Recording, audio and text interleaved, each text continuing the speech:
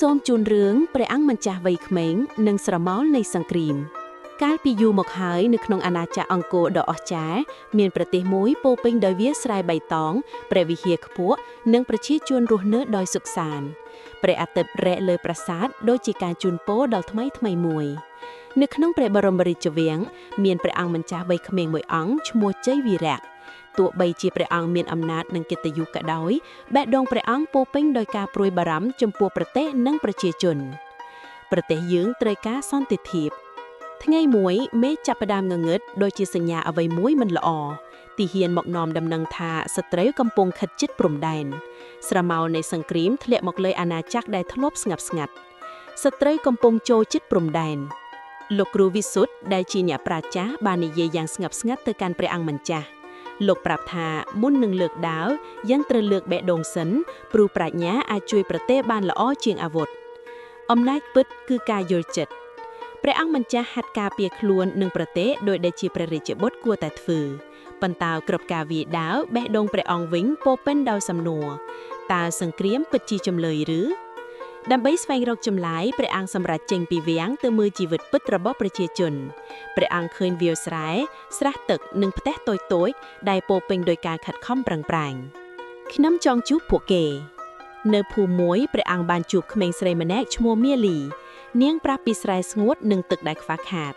សំឡេងនាងទន់ភ្លន់ប៉ុន្តែពោពេញដោយការឈឺចាប់យើងត្រូវការទឹកមិនមែនសង្គ្រាមព្រះអង្គមិនចាស់អង្គុយស្ដាប់ដោយអត់ធ្មត់ព្រះអង្គយល់ថាប្រជាជនមិនត្រូវការសង្គ្រាមទេពួកគេត្រូវការទឹកអាហារនិងសន្តិភាពខ្ញុំសន្យាថានឹងជួយនៅពេលថ្ងៃលិចព្រះអង្គឈរមើលមេឃពណ៌មាសនៅក្នុងចិត្តព្រះអង្គបានសម្រេចចិត្តព្រះអង្គនឹងការពារប្រទេសដោយប្រាជ្ញាមិនមែនដោយឈាមត្រឡប់មកវាំងវិញព្រះអង្គប្រាប់លោកគ្រូវិសុទ្ធពីការសម្រេចចិត្តលោកគ្រូញញឹមព្រោះបានឃើញព្រះអង្គជ្រើសរើសផ្លូវត្រឹមត្រូវយើងនឹងជួសជុលមិនបំផ្លាញ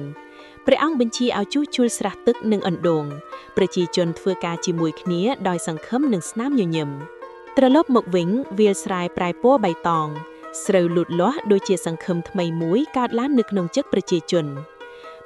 នរួបរวมជាមួយព្រះអង្គម្ចាស់ដូចជាគ្រួសារតែមួយអាណាចក្រមានកម្លាំងមិនមែនពីអាវុធប៉ុន្តែពីការរួបរวม